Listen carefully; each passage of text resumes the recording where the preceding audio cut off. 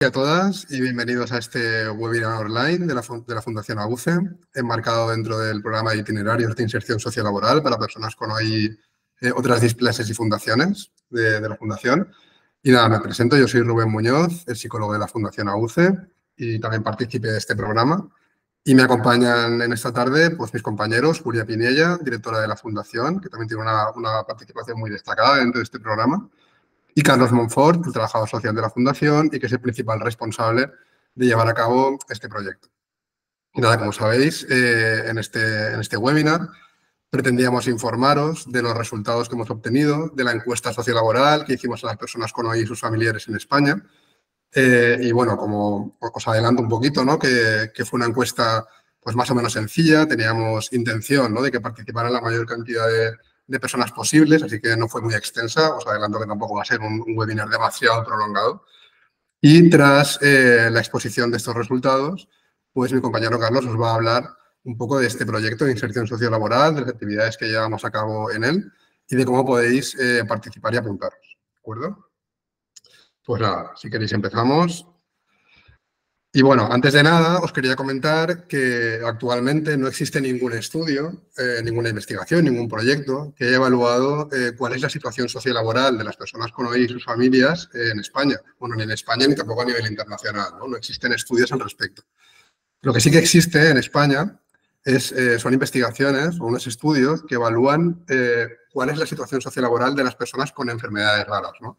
Esto lo tenemos en España porque también a nivel internacional apenas hay algún pequeño metaanálisis que recopila algo de información superficial, pero prácticamente no hay nada, ¿no? Entonces, en España, como os comentaba, tenemos el estudio, dos estudios relativamente recientes. El estudio en serio de la Federación Española de Enfermedades Raras, de FEDER, que se llevó a cabo en 2009 y con una actualización en 2017. Y luego también otro estudio de FEDER con la Fundación ADECO. Y ambos estudios lo que hacen es investigar diferentes áreas sociales, no exclusivamente laborales, de las personas con enfermedades raras en general, ¿no? Pero bueno, dentro de estas áreas pues también se atiende de una manera más o menos profunda al área laboral. Y bueno, lo que estos estudios nos comentan, lo que concluyen, es que, por ejemplo, hasta el 60% de las personas que tienen una enfermedad de baja prevalencia no están empleadas. Esto no quiere decir que todas estén en búsqueda activa de empleo, pero es verdad que es un porcentaje muy elevado, ¿no? Y entre las razones que encuentran para este porcentaje tan elevado, pues están las mismas características de la patología, como pueden ser las bajas médicas o diferentes periodos, ¿no? de malestar o empeoramiento, pero también hacen referencia pues, a las características de los puestos de trabajo que no están adaptados o incluso al estigma social, ¿no? A los prejuicios que a veces los empleadores pueden tener a la hora de contratar a una persona que tiene una patología que prácticamente no conocen, ¿no? Otro dato interesante es que de las personas que están desempleadas en estos estudios, casi la mitad tienen la sensación de que nunca van a encontrar un empleo, ¿no? Es decir, existe una desesperanza muy elevada de cara a su futuro laboral. Esto es relevante, ¿no? Porque estas personas que están desempleadas pues son dependientes de terceras personas, generalmente de sus padres, ¿no?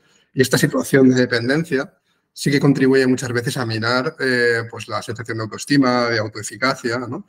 Y junto con esto y esta desesperanza, pues aparece una desmotivación a veces hacia la búsqueda de empleo y hacia la búsqueda de formación, ¿no? Precisamente esta desmotivación hacia la búsqueda de empleo y desmotivación hace que todavía sea más complicada, uy, perdón, que se me ha ido, su empleabilidad, ¿no? Y por tanto también dificulta, ¿no? su participación social, su empoderamiento y facilita la exclusión social. Luego también de los participantes que sí que estaban trabajando, un porcentaje muy elevado, casi el 40%, comentaba que sentían que no podían desarrollarse del todo bien en su trabajo, ¿no? A veces aludían a las propias características de la patología que impedían este desarrollo, pero en otras muchas ocasiones sí que hacían referencia a que el puesto de trabajo, pues eso no estaba adaptado, que la flexibilidad del empleo no era la suficiente como para atender a sus necesidades. Y también señalaban que a veces encontraban problemas o conflictos con compañeros y empleadores porque veían, ¿no? que había cierto grado de incomprensión por parte de ellos y por parte de las necesidades que las personas con enfermedades raras tenían, ¿no? Y por último, y en relación a los familiares, sí que encontraron que un porcentaje muy elevado, es decir, hasta casi el 70% de los familiares de las personas con una enfermedad de baja prevalencia habían tenido que modificar de alguna manera su situación laboral, ¿no? Algunas personas habían dejado de trabajar del todo, otras personas habían reducido la jornada laboral, otras personas habían cambiado de empleo. pero bueno, sí que era un porcentaje muy elevado, ¿no? de afectación de la situación laboral. Además, la mayoría también coincidía en que su situación económica, con consecuencia de estas modificaciones laborales, pues había acabado empeorando. Y dentro de esta mayoría que había visto empeorada su situación económica, pues también un porcentaje muy elevado no percibía ningún tipo de compensación para poder un poco igualar la situación a la que tenían anteriormente, ¿no? Esto es un poco lo que conocemos en España de la situación sociolaboral de las personas con patologías de baja prevalencia. Pero lo que pretendíamos de alguna forma nosotros era intentar conocer o acercarnos a cuál es la realidad laboral de las personas, concretamente con OI, ¿no? En España y sus familiares, un poco también para poder mejorar nuestro proyecto de inserción laboral. Pues para ello propusimos, ¿no?, hacer una encuesta online que se repartió por redes sociales, por email, por aplicaciones de mensajería y que estuvo disponible durante el mes de noviembre de 2021. Como he comentado, se centró, ¿no?, en el contexto de la osteogénesis imperfecta bueno, de las personas con osteogénesis imperfecta y sus familias. Abarcaba temas de la situación sociolaboral, ¿no? Por ejemplo, la empleabilidad, si había o no algún tipo de incapacidad laboral, las principales barreras para encontrar empleo, las principales barreras para el desempeño del empleo. Fueron diferentes cuestiones, ¿no?, que consideramos que podían ser muy interesantes. Y un poco el objetivo que teníamos con esta encuesta era tener este conocimiento para poder implementar mejoras en nuestro proyecto de inserción sociolaboral y poder atender de una forma más certera a las necesidades de nuestros participantes. Y bueno, pues queríamos compartir con vosotros, como decía antes, los resultados que hayamos obtenido. En primer lugar, obtuvimos una muestra de 72 participantes, ¿vale? No es una muestra tan amplia como para permitirnos hacer una generalización y, por tanto, decir que lo que estamos viendo aquí es la realidad de las personas la realidad laboral de las personas con OI en España. Pero también es cierto que para ser una patología de baja prevalencia, pues la muestra está bastante bien, ¿no? La verdad es que nos quedamos bastante contentos con vuestra participación.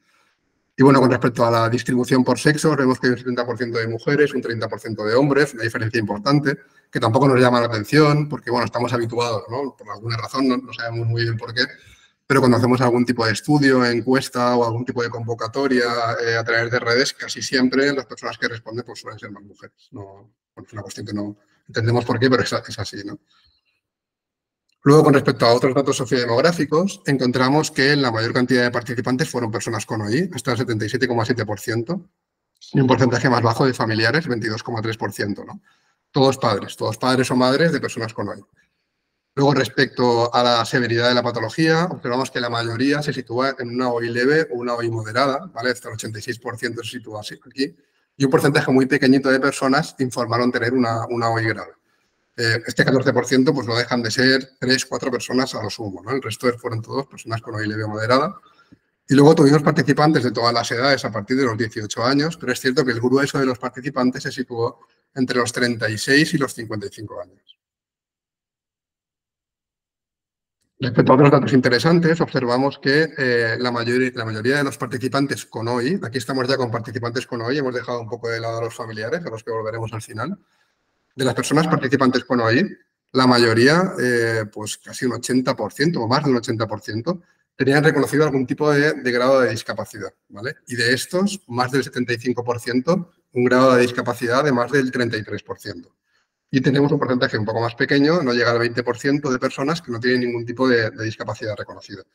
Este dato de aquí, menos del 33%, son personas que tienen una discapacidad reconocida, pero el menos del 33%, que digamos no se benefician, ¿no?, de los privilegios o los aspectos positivos, ¿no?, a nivel laboral que puede conllevar la discapacidad. Pero insisto, es un porcentaje muy pequeño. Creo que es una persona, 2 personas, poco más, ¿no? Que luego esto será relevante de cara a entender también los diferentes estadísticos. Y bueno, en cuanto a la incapacidad laboral, observamos que el 75% de los participantes con OI no tenían en el día en que completaron la encuesta ningún tipo de incapacitación laboral. Es decir, que parece que habían estado desarrollando su trabajo habitual durante toda su vida laboral hasta el momento de la encuesta, ¿vale? Sí que es verdad que tenemos un porcentaje de un 25%, donde sí que aparece algún tipo de grado de incapacidad laboral, ya bien sea parcial, total, absoluta o gran invalidez. Un dato muy interesante, ¿no?, la situación laboral. Aquí observamos que el 60% o casi el 60% de los participantes con OI que hicieron la encuesta estaban trabajando en el momento en que la completaron, ¿no? Este dato contrasta un poco con el que habíamos visto en el estudio en serio de FEDER, ¿no? Que nos decía que el 60% de las personas con enfermedades raras no estaban trabajando, no tenían un empleo, ¿no? Aquí se invierten un poco los datos y observamos que el 60% está trabajando. Insisto, y mucho ojo, ¿no? Esto tampoco se puede generalizar a la población con hoy en España, ¿vale? Esto es lo que tenemos en nuestra encuesta. Pero bueno, es llamativo que este dato es un poco distinto, ¿no? Al de la encuesta de FEDER. Tenemos más de un 20% de personas que son pensionistas, es decir, que no están trabajando, pero tampoco, ¿no? Tienen esa pretensión porque tienen algún tipo de incapacidad laboral o algún tipo de tensión que les permite, ¿no? No estar en el mundo del empleo. Y luego tenemos una tasa de desempleo de en torno al 18%. No es muy elevada, es cierto que en el 2021 la tasa de desempleo en la población general estaba en torno al 13%. Esto supone un incremento de 5 puntos, ¿no? Con respecto a la población general, que es una diferencia marcada, pero que no es exagerada, ¿vale? Y luego de las personas que estaban trabajando en el momento de la encuesta, este 60%, pues más de un 85% tenían un trabajo o bien definido o bien de funcionario, es decir, tenían cierta estabilidad en el empleo, ¿no? El otro 15% pues, se repartía en trabajos más temporales, interinos temporales y algunos autónomos. Luego quisimos evaluar un poco cuáles fueron las principales dificultades que las personas con OI encontraron en la búsqueda de empleo, ¿no? Y vemos que con mucha diferencia, la principal barrera que encontraron mientras buscaban empleo fue que no conseguían encontrar puestos de trabajo adaptados a sus características o sus necesidades, ¿no? Ya bien fuera porque estos puestos de trabajo pues, tenían una arquitectura que impedía el desarrollo de las funciones, o bien porque tuviera una normativa de horarios o de estar de pie o de estar sentado poco flexible, ¿no? O bien porque exigieran pues, hacer algún tipo de esfuerzo físico, cargar peso, por diferentes motivos, ¿no? Pero a la mayoría de gente le costaba encontrar un trabajo que pudieran desarrollar sin ningún tipo de impedimento, ¿no? A partir de ahí, la segunda barrera que afectaba al 25% de los participantes fue el propio estado de ánimo. Esto tiene mucho sentido, ¿no? Y más teniendo en cuenta lo que hemos comentado antes, que había encontrado FEDER en el estudio en serio, ¿no? Y es que muchas veces existe una desesperanza, una frustración muy importante por las dificultades para encontrar empleo, que acaban generando, ¿no? Una desmotivación hacia la propia búsqueda, ¿no? Entonces, a veces esto se convierte en una barrera en sí misma para encontrar empleo. Y a partir de ahí, en menor medida, pues tenemos otro tipo de barreras, como son las dificultades para elaborar un currículum, dificultades para realizar una entrevista, la propia discapacidad, que a veces era incompatible con muchos empleos, o el estado de salud que las personas tenían en el momento de completar la encuesta. Luego quisimos evaluar también cuáles fueron las principales barreras que encontraban una vez estaban desarrollando su trabajo, ¿no? Y aquí vemos también que con mucha diferencia, bueno, en primer lugar observamos, como veis aquí, ¿no? Que un porcentaje elevado, un 23% de los participantes no encontraron ninguna dificultad relacionada con lo ahí en el desarrollo de su empleo. Luego es un porcentaje nada desdeñable y que es interesante mencionar, ¿vale? Luego, a partir de aquí, sí creemos que quizá el principal barrera, ¿no? El principal problema que interfería en el desarrollo del trabajo fue el dolor y la fatiga. Esto tampoco nos extraña, ¿no? Porque como sabéis, en la Fundación pues, hemos llevado a cabo un estudio de investigación sobre el tema del dolor y hemos observado que es muy frecuente en las personas adultas con OI y que además interfiere en diferentes áreas vitales, entre ellas el trabajo, ¿no? Y además, no solo en nuestro estudio, sino en múltiples estudios que han surgido en los últimos años sobre el dolor en la osteogenesis imperfecta, pues también se constata un poco este dato, ¿no? A partir de aquí, y en menor medida, pero también con un porcentaje elevado, pues tenemos que el resto de elementos que interfieren o pueden interferir en el trabajo pues son las bajas médicas o la adaptación del propio puesto de trabajo, y ya en menor medida, limitaciones de movilidad, problemas de audición, relaciones con compañeros, que también lo destacaba el propio estudio en serio, el cuidado de algún familiar, porque no olvidemos también que algunas personas con OI en este estudio eran además progenitores de otros niños con OI, ¿no? Y en menor medida el estado de ánimo. Aquí el estado de ánimo pasa de ser la segunda barrera en la última, una vez una persona pues ya tiene este empleo. Posteriormente quisimos un poco comparar cuáles eran las diferencias en empleabilidad en función de diferentes variables, ¿no? Por ejemplo, observamos que en relación al sexo prácticamente no hay diferencias, son como dos calcos, ¿no? El nivel de desempleo, de empleabilidad y de pensionistas prácticamente es el mismo en mujeres y en hombres, ¿no? Prácticamente aquí diríamos que casi no hay diferencias. Luego quisimos ver si había diferencias en función de la severidad de la OI y observamos que, por ejemplo, las personas con OI leve tenían un índice de empleabilidad más elevado que las personas con una OI moderada y también un índice de desempleo más bajo, ¿no? Y luego nos encontramos con esta parte de aquí, ¿no? Un poco extraña, que es como que de repente las personas con OI grave, pues de repente tenían menos desempleo y mucho más empleabilidad, ¿no? Este dato un poco discordante creemos que puede deberse a que, como si recordáis, ¿no? Las personas con OI grave tan solo suponían el 14% en el estudio, pueden ser 3, 4 personas, entonces simplemente con que tuvieran empleo 2 o 3 de estos participantes, pues ya se dispara el gráfico, ¿no?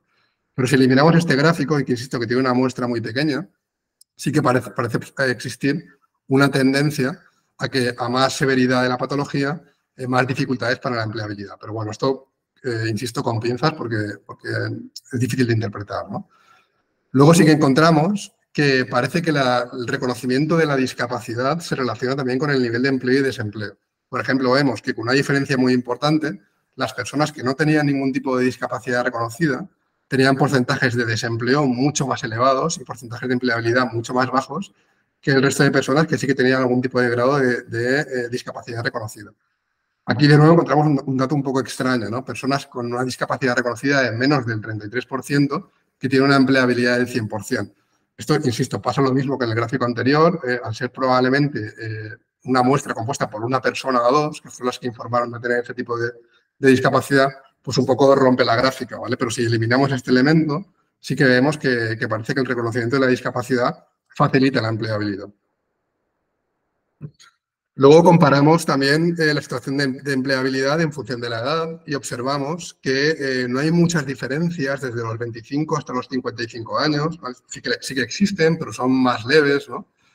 Y sí que vemos la mayor diferencia a partir de los 56 años, ¿no? Aquí sí que desciende muchísimo la tasa de empleo y aumenta muchísimo la tasa de pensionistas. Está claro que una vez, a partir de los 56 años en adelante, pues ya empezamos a acercarnos a la edad de jubilación o de prejubilación, ¿no? Entonces, evidentemente, aumenta este gráfico, ¿no? Pero en el resto de franjas de edad, más o menos se equipara.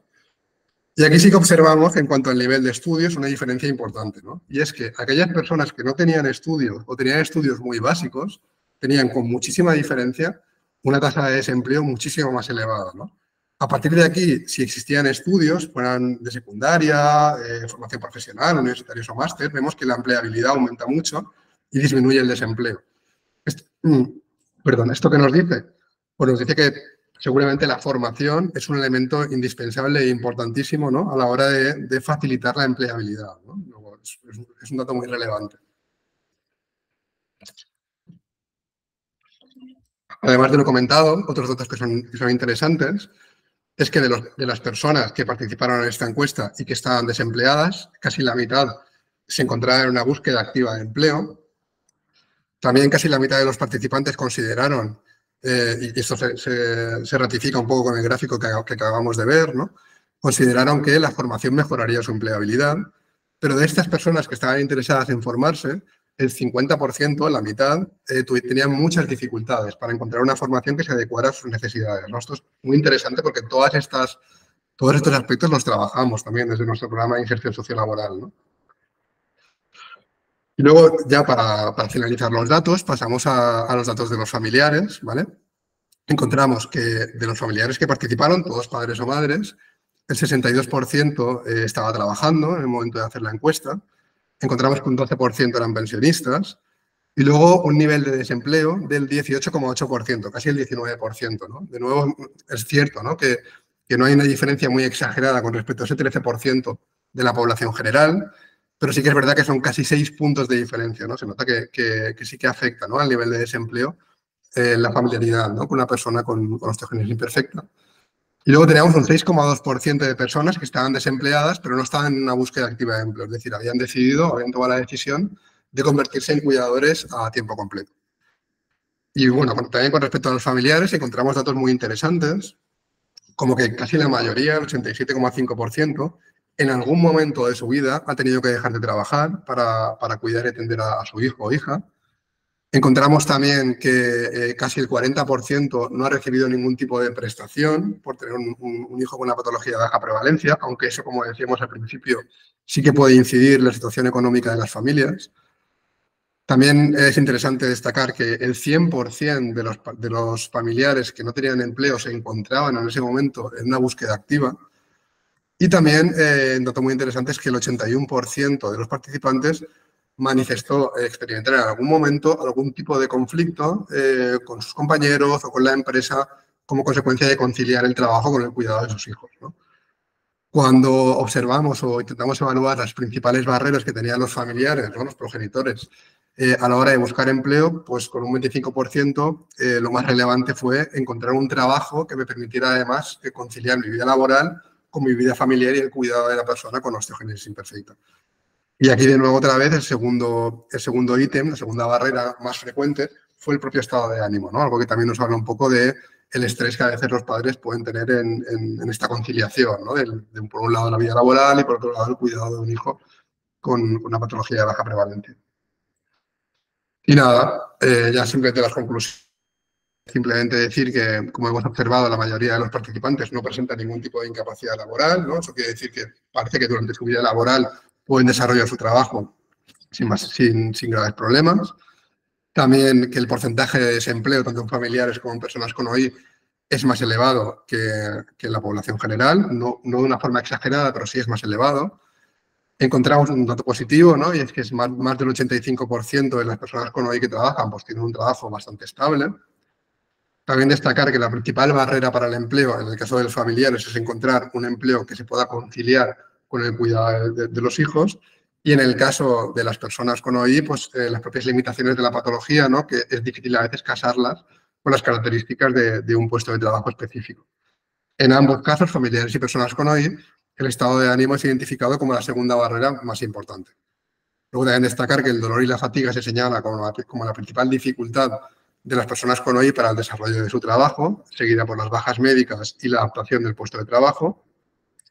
También muy importante, ¿no?, destacar que el porcentaje de desempleo en las personas que no tienen ningún tipo de discapacidad reconocida es más elevado y también es mucho más elevado en aquellas personas que no tienen ningún tipo de formación o una formación muy básica. Y luego, para finalizar, simplemente comentar que la mayoría de familiares pues experimenta dificultades e interferencias en su vida laboral debido a la dificultad para conciliarla con el cuidado de la persona con OI. Y nada, hasta aquí el taller que queríamos, el webinar que queríamos compartir con vosotros. Estos son los datos que hemos tenido. Muchísimas gracias. Y nada, os dejo con mi compañero Carlos, que como os comentaba antes, os va a explicar un poco en qué consiste nuestro proyecto de inserción sociolaboral, qué actividades hacemos y cómo podéis participar en él. Muchísimas gracias.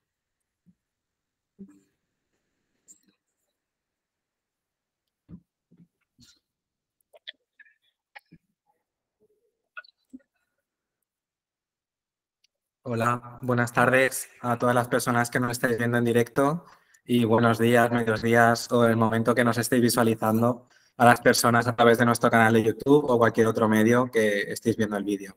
Bueno, yo vengo a presentaros la segunda parte del webinar que vendría a comentar en qué se fundamenta el proyecto. Y de alguna manera vamos a ver a grandes rasgos cómo se conectan esas ideas y carencias que Rubén ha estado comentando sobre la comunidad de personas con osteogénesis imperfecta en este proyecto. Bueno, en primer lugar, pasar un poquito por encima, porque ya Rubén os lo ha comentado. Este es el equipo humano de la Fundación. Los tres tenemos dedicación en este proyecto y cada uno realizamos unas acciones diferenciadas. Pues Julia se encarga más de todo el tema de financiación, gestión y recursos humanos. Yo estaría más en la atención directa de la mayoría de cuestiones, pero también Rubén dentro del tema de habilidades sociales, técnicas y otras cuestiones, nos echa un cable y también participa activamente en el proyecto. Aquí tenéis nuestros datos de contacto, la página web, el número de teléfono, tanto fijo como móvil, y el correo electrónico. Bueno, en primer lugar, ¿cómo puedo participar en el proyecto si estoy en una situación que quiero mejorar mi formación, quiero mejorar mis niveles de inserción sociolaboral? Pues muy sencillo. A través de la página web de la Fundación tenemos una pestañita de proyectos que viene a ser este enlace que tenéis aquí, fundacionauce.org, itinerarios integrados de inserción sociolaboral. Y si no, también si nos estáis viendo desde vuestro ordenador o tablet, podéis escanear este código QR con el teléfono móvil que os va a redirigir a un cuestionario muy breve de Drive donde podéis rellenar vuestros datos personales y ya quedaréis pues formalmente inscritos al proyecto. ¿Vale? También comentaros, es un dato importante, que este proyecto está financiado gracias al programa Comunitat Valenciana a través del Fondo Europeo de Desarrollo Regional 21-27. Es nuestro principal financiador. Y bueno, ¿en qué se fundamenta o cómo surge este proyecto? Pues básicamente de los datos que Rubén ha comentado y también un poco de nuestra trayectoria profesional en la Fundación, de darnos cuenta de que hay una necesidad de mejorar esos estándares de inserción sociolaboral a grandes rasgos. Pero no por gusto de que queremos mejorar esos estándares, sino porque vemos que a través de ello se va a mejorar la calidad de vida de las personas que participen en el proyecto. Sabéis que la calidad de vida es un concepto tanto social como sanitario, como de contexto, que incluye muchas cuestiones, pero bueno, aquí venimos referidos a la calidad de vida en el sentido de lo que tenéis remarcado en rojo, en aquellas cuestiones como la autorrealización, el desarrollo personal, la autosuficiencia, la vida independiente, la consecución de un proyecto de vida, los estándares de integración, de participación, y vemos que tanto la formación como el acceso al mundo laboral es una manera transversal e inexcusable de trabajar la calidad de vida. Bueno, ¿qué es lo más importante dentro del proyecto? Pues las personas que atendemos. La persona va a ser el centro de nuestras acciones. Vamos a ver que no siempre directamente, porque también vamos a atender otras dimensiones dentro del proyecto. Pero ¿qué cuestiones de la persona van a ser interesantes? Pues básicamente todas las variables que están incidiendo en la persona van a ser a considerar. ¿En contexto? ¿En qué sentido? Pues, por ejemplo, el entorno comunitario. No es lo mismo residir en una zona rural donde haya un tejido empresarial potente, en un polígono, etcétera, que residir en una ciudad. No es lo mismo el contexto socioeconómico que puede haber en un momento determinado, como cuando fue la crisis económica financiera de 2008, que se estuvo prorrogando unos años más. También ahora hemos tenido una pandemia por coronavirus que de alguna manera ha modificado ese contexto laboral con la aparición de nuevas formas de trabajo, los ERTEs, los despidos, ¿no? Hemos tenido una reformulación del contexto. También vemos que el mercado de trabajo va a ir modificándose, la aparición de las nuevas tecnologías, los nuevos yacimientos, ¿vale? Pero no solo esos factores de contexto van a tener que ver y vamos a tener que abordar con la persona, sino también aquellos aspectos más íntimos de relaciones familiares. Es decir, ¿en qué puede incidir mis relaciones familiares en mi acceso al mundo laboral? Bueno, ¿tengo pareja o no tengo pareja? Eso me da más solvencia económica, me puedo tomar mi inserción laboral como un proyecto medioplacista o tengo cierta urgencia para atender en mi domicilio. Tengo personas a mi cargo que se van a encargar, que me tengo que encargar de ellas, tanto económicamente como en cuidados, ¿vale? Pues estamos viendo que esas relaciones familiares también en el planteamiento del acceso al mundo laboral va a tener incidencia. Y luego dos aspectos clave como son las capacidades y las necesidades. Es decir, qué sé hacer tanto como persona como trabajador y luego cuáles son aquellas cuestiones que me van a quedar aún por mejorar. ¿Vale? De alguna manera, el diagnóstico de necesidades sería una compilación de los aspectos anteriores. Aquello que la persona no sepa hacer por sí misma y vaya a ser beneficioso para su incorporación al mundo laboral, vamos a tener que trabajarlo. Aquel aspecto familiar o de sobrecuidado, cualquier aspecto que haya, también vamos a tener que atenderlo para mejorar esa inserción laboral, ¿no? Entonces, hemos visto que la persona y las múltiples dimensiones que interaccionan con ella tenemos que abordarlas, pero ¿cómo lo vamos a hacer? No solo interviniendo con la persona para conseguir todas estas cuestiones o aproximarnos a los mejores niveles posibles del cuadradito rojo, sino que como eje transformador tenemos aquí, también vamos a incluir a la sociedad civil en un sentido amplio, a las instituciones públicas y a las empresas, ¿vale? ¿Cómo los vamos a incluir? Pues la sociedad, ¿para qué puede ser importante o en qué aspecto vamos a tener que considerarla? Pues, por ejemplo, en la mirada que tiene sobre las enfermedades raras y sobre la discapacidad en general, ¿no? Si tenemos una sociedad que discrimina, una sociedad que no cae en consideración de las necesidades de los demás, ¿vale? Pues ahí vamos a tener que hacer un trabajo, ¿cómo? A través de charlas en espacios públicos, en colegios, ¿vale? O sea, toda piedrecita que podamos poner en materia de sensibilización va a reportar de alguna manera la proximidad respecto a la comunidad que estamos trabajando, que son personas y familiares con osteogénesis imperfecta o con otras displasias óseas, ¿vale? Las instituciones públicas, claro, dependiendo de las legislaciones, los planes de empleo, la reserva de puestos de trabajo y una serie de políticas públicas y también relacionadas con la empresa privada, va a facilitarnos y también vamos a poder hacer cierta incidencia política desde las entidades del tercer sector para que se tengan en cuenta los derechos, los intereses, las motivaciones, las situaciones del mercado de trabajo con respecto a la discapacidad, etcétera.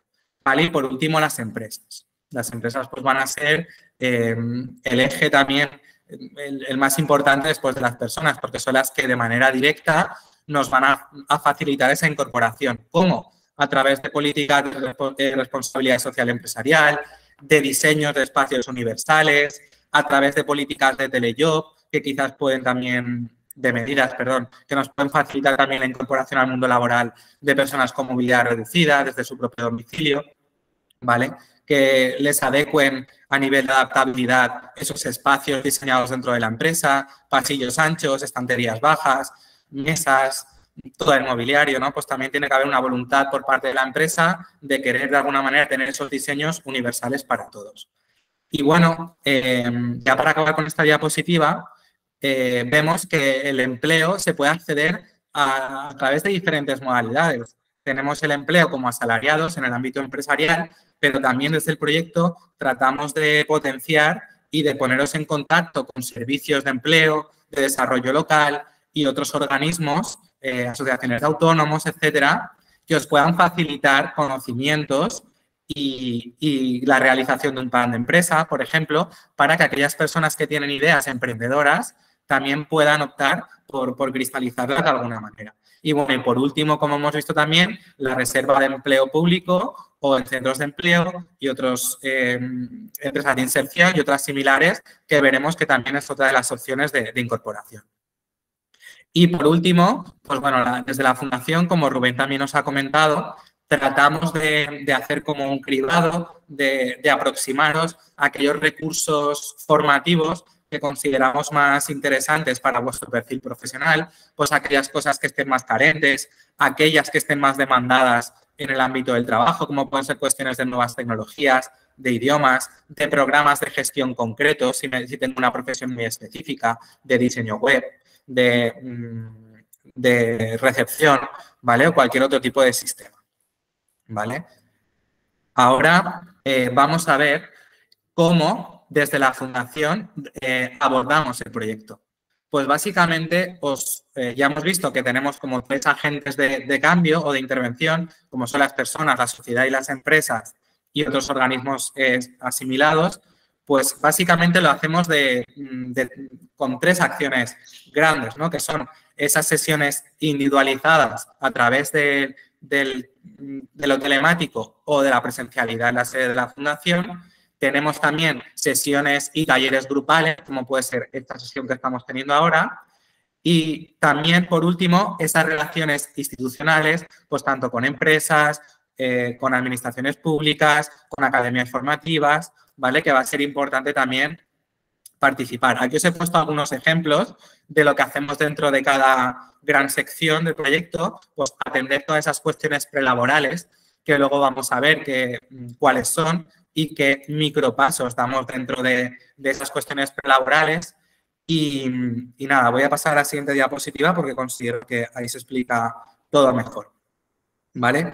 Veis que tenemos 3 agentes de intervención, como ya hemos comentado, y ahora me voy a centrar en las personas, ¿vale? Desde la Fundación, lo que realizamos es como un diseño de catálogo de acciones comunes, ¿vale? Es decir, que respondan a necesidades comunes, pero que de alguna manera se individualizan o se ajustan a cada persona, ¿vale? Porque nos hemos dado cuenta que las necesidades de partida o las problemáticas a las que se enfrentan las personas con osteogénesis imperfecta o sus familiares en el acceso al mundo laboral de alguna manera convergen y son muy similares. Y aunque requieren de ciertos matices de personalización, a través de ese catálogo de acciones o ese rosquito que luego os voy a enseñar, de alguna manera seleccionando qué acciones clave hacemos con la persona, vamos de alguna manera a mejorar ese índice de inserción sociolaboral. ¿Vale? Entonces, ¿cuál es el itinerario de inserción sociolaboral? Que es esa herramienta profesional con la que yo trabajo con la persona.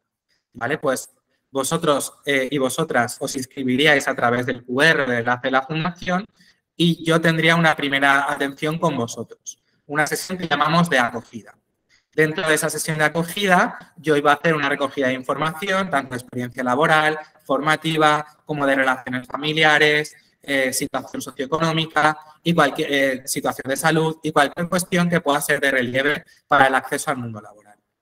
¿Vale? A través del diagnóstico, en el que yo luego me demoraré una semana, un tiempecito, dándole una vuelta, viendo qué cuestiones podemos trabajar, ya de alguna manera, de manera conjunta, con la persona participante, vamos a diseñar unas primeras acciones clave. ¿Esas acciones a dónde se van a dirigir? Pues como ya os hemos comentado, a aquellas cuestiones más carentes que tenga la persona o aquellas cuestiones estratégicas que pensemos que le van a dar un impulso a la persona a la hora de insertarse laboralmente. ¿Vale? Entonces, vemos que una de las cuestiones que más atendemos es todo aquello prelaboral. ¿Qué es eso de lo prelaboral? Pues bueno, muy importante que yo y vosotros conjuntamente definamos ese perfil. ¿A través de qué? De ese diagnóstico. ¿Un perfil de qué? Pues bueno, nos encontramos personas que han tenido empleos muy dispares, que no tienen un perfil muy concreto. Entonces, el esfuerzo que hacemos desde aquí es ayudar a la persona a que de alguna manera se defina y opte por un perfil profesional claro. Es decir, si yo tengo una formación específica, he realizado experiencia en ese ámbito y me sigue motivando a dedicarme a ese ámbito, lo vamos a tener muy fácil. En el caso de tener experiencias muy dispersas, con ausencia de formación académica y un perfil, pues eso, ausente o carente de definición, pues lo que vamos a tratar es de aterrizarlo, quizás optar por una formación que nos acredite para poder ejercer esta profesión, ¿vale? Entonces vemos que este itinerario, ya simplemente deteniéndonos en la definición del perfil, ya van apareciendo nuevas necesidades, como son las formativas. Oye, si yo quiero un perfil, por ejemplo, de asistente de dirección o de recepción de una clínica de odontología, de fisioterapia, porque son trabajos que a una persona con movilidad reducida y con ciertas habilidades personales puede realizar, que sería perfecto para una persona con osteogénesis imperfecta de un tipo grave, pues claro, ya le va a requerir tener una formación de ¿qué? De habilidades comunicativas, de gestión de bases de datos. Y todas aquellas cuestiones que nosotros detectemos, vamos a, de alguna manera, facilitar a la persona o derivarle a otras entidades acreditadas, ya sean públicas, privadas o del tercer sector, donde estén realizando esos cursos que consideramos importantes. ¿Vale? Bueno, como veis, ya he comentado antes algunas cuestiones de emprendimiento, cómo afronto las técnicas de selección, ¿no? Mira, ya tengo un perfil claro, tengo un currículum que estoy subiendo a determinadas plataformas de empleo que me han ayudado a conocer porque yo desconocía, incluso algunas específicas del ámbito de la discapacidad, ¿vale? Pues una vez ya hemos llegado ahí, claro, ahora me he inscrito a una oferta de trabajo con mi currículum y me han citado y me está costando mucho saber cómo enfrentar una entrevista de trabajo. Pues también atendemos desde el proyecto de la Fundación cómo afrontar estas técnicas de selección, ya sean entrevistas, dinámicas de grupo, ¿vale? O cualquier otra cuestión que os pudiera acontecer, ¿no? Incluso ha llegado a suceder entrevistas de trabajo en inglés. Pues bueno, hemos buscado aquellas preguntas más comunes, categorías de respuesta por donde salir, para que aquellas personas, como os digo, a través de esa personalización o ajuste concreto, vayáis mejorando los niveles de inserción sociolaboral. Y luego, más allá de todo lo prelaboral, ¿qué nos va a preocupar desde la Fundación de facilitaros? Pues bueno, conocer bien el mercado de trabajo, cuáles son aquellas ofertas donde existe más oferta, valga la redundancia, Y también lo que hacemos desde la Fundación es conectar los perfiles que tenemos desde aquí, ¿vale? Pues si hay 16 personas inscritas al proyecto y dos residen en X provincia, tienen este perfil que están demandando en una oferta de trabajo que yo he detectado o he recibido, pues os la hacemos llegar. Pero también viene a la inversa. También le hacemos llegar a las empresas los currículums y cartas de presentación o cualquier otra herramienta que tengamos redactada vuestra para conectar esa oferta de trabajo con vuestro perfil profesional, ¿vale? Lo hacemos en las dos direcciones. Y luego, por último, como ya os he anticipado antes, también realizamos toda esta mediación, ¿vale? En cuanto a la sensibilización y la necesidad de la adaptación, tanto en medio físico, de mobiliario, como esa adaptación del propio ritmo de trabajo. Sabemos el dolor, el esfuerzo físico. Entonces, si la Fundación puede hacer esa primera aproximación a la empresa de vuestra mano y ser ese guía o ese compañero inicial en caso de que lo requiráis, también lo podemos realizar, ¿vale? Lo que se llama la unidad de apoyo. Y luego, una vez nos incorporamos al mundo laboral, que es como la meta última, no siempre, porque la meta puede ser simplemente mejorar la formación, ¿vale? Pero un itinerario que siga su lógica natural sería desde la acogida hasta la inserción al mundo laboral, pues luego realizamos un seguimiento. Oye, ¿cómo está yendo? ¿Cómo te ves en el día a día? ¿Detectas alguna carencia formativa que podamos hablar incluso con la empresa por si tiene fondos de formación que pueda invertir en ti, ¿vale? Cualquier cuestión que podáis requerir, nos la hacéis llegar y desde la Fundación podemos también tratar de abordarla. Y vamos a pasar al siguiente punto. Estos serían como todas las acciones, de alguna manera, que podemos realizar dentro del proyecto.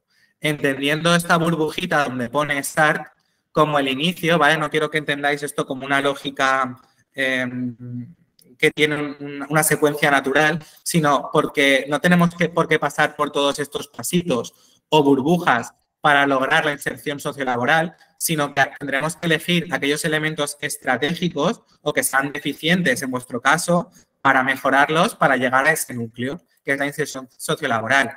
Y una vez consigamos esa inserción sociolaboral, como os he dicho, no está todo logrado, porque a veces habrá cuestiones de temporalidad, de rotación, ¿vale? Incluso que dentro de ese puesto de trabajo haya un ascenso, que nos tengamos que seguir formando. Entonces, bueno, de alguna manera desde la Fundación vamos a hacer ese seguimiento que va a estar velando por vuestra situación sociolaboral, incluso una vez estéis ya insertados laboralmente. ¿En qué cuestiones normalmente desde la Fundación, desde esa acogida hasta esa inserción laboral que os comento, estamos abordando? Pues las voy a enumerar rápidamente porque ya las he comentado durante la presentación, pero es redacción de currículum vitae con carácter principal, videocurrículum, otro tipo de herramientas que también se están llevando últimamente, ¿vale? Hablamos sobre todo de cuestiones digitales. Luego, orientación en trámites. Oye, muchas veces las personas, es que yo tengo un fenotipo grave, tengo estas características de salud, pero no tengo la discapacidad. Pues claro, también será un primer paso del proyecto orientaros en ese trámite, que es una cuestión social, pero que también os va a beneficiar en el acceso al mundo laboral. ¿Vale? Pues son cuestiones. O, mira, es que yo soy mamá de una persona con OI y mi nena o mi nene tiene una necesidad de cuidado muy importante. Bueno, pues Carlos os explicará que existe una posibilidad de una reducción de jornada por cuidado de menores con enfermedad grave. Os iremos de alguna manera, os digo, ajustando a vuestro caso personal, informándose en aquellas cuestiones que puedan ser relevantes. De repente habrá familias que no les interese saber si existe una prestación de cuidado de menores, si existe un certificado de discapacidad, etcétera. ¿Vale? Luego también, para cualquier cuestión, es importante conocer los organismos públicos de empleo. Pues en este caso en Valencia es el SERVEF, el Servicio Valenciano de Empleo y Formación, el Servicio Público de Empleo, la Seguridad Social, y a todo ello los trámites que se realizan requerimos de tener nuestra firma electrónica o certificado digital. Pues bueno, también desde la Fundación, cualquier tipo de certificación electrónica o trámite que necesitéis elaborar, os vamos a acompañar o a ayudar a esclarecer cómo realizarlo. ¿Vale? También las técnicas de selección, pruebas psicotécnicas, dinámicas de grupo, tipos de entrevista que se puedan dar, ¿vale? Ya os he comentado un poquito. Y la prospección laboral, es decir, aquellas personas que estén en búsqueda activa de empleo, que ya están en esta fase, que hayan mejorado la formación, que tengan claras las plataformas, pues vamos a ver, que tengan claro que ya se quieren incorporar, vamos a ver qué plataformas y qué distintas posibilidades tienen para incorporarse al mundo laboral.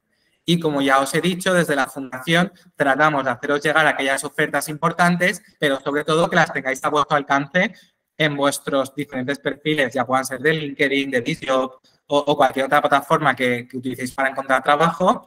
Y luego también hacer nosotros ese cribado para facilitarosla. Luego, una vez tengáis ya la incorporación al mundo laboral, pues seguiremos acompañándoos de manera individualizada, con un seguimiento periódico, ¿vale? También nos gusta mucho que la persona pues tenga esa iniciativa comunicativa, que no todo sea que nosotros tengamos que ir preguntando, oye, ¿cómo estás? ¿Cuándo acabas el contrato? Cuéntanos aquella situación que habías tenido, sino que nazca de la misma persona que está siendo atendida dentro del proyecto esa intención comunicativa. Y bueno, por último, también todas aquellas cuestiones relacionadas con el autoempleo y el emprendimiento.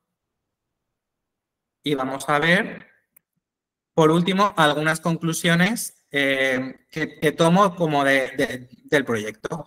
Pues como ya hemos visto, el empleo como un eje vertebrador de la vida independiente, de la autosuficiencia y, por ende, se convierte en un elemento indispensable para el desarrollo personal. El empleo es una herramienta de inserción social en sentido amplio, porque, como antes ha comentado Rubén, la ausencia de él desata o dispara los índices de exclusión social en diferentes dimensiones o aspectos.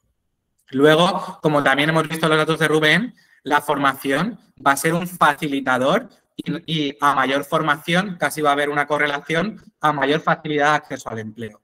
¿Vale? Luego sí que es verdad que vamos a ver siempre esas cuestiones estratégicas. Si yo voy a tener un empleo de recepcionista de hotel, pues quizás sea más importante que tenga ese grado medio de marketing o como se llame esa titulación específica y las cuestiones de idiomas que igual que tenga una carrera universitaria de dirección de empresas, ¿no? Pues no siempre va a haber esa correlación, pero sí va a ser importante saber seleccionar qué formación clave voy a realizar. Y luego el autoconocimiento y el trabajo sobre ese perfil profesional y sobre las propias capacidades, entendiendo las capacidades tanto como capacidades blandas, es decir, aquellas cuestiones de mi manejo personal y aquellos conocimientos o capacidades duras, ¿vale? Van a ser determinantes a la hora de encontrar empleo, ¿vale? Y por último, la inserción sociolaboral tiene que ser entendida como una ciencia propia. Entonces, todas estas cuestiones prelaborales que trabajamos desde el proyecto de Fundación AUCE nos van a ayudar de alguna manera a dar ese empujoncito y a ponernos mejor y en una situación de más privilegio a la hora de encontrar trabajo. Y bueno, agradeceros a todas las personas que estáis conectadas en este momento y a todas las que podáis ver el webinar en cualquier momento. Haceros también partícipes que estamos disponibles a través del teléfono, de WhatsApp y del correo electrónico para cualquier duda que podáis tener. Y bueno, un saludo a todos y feliz final de año.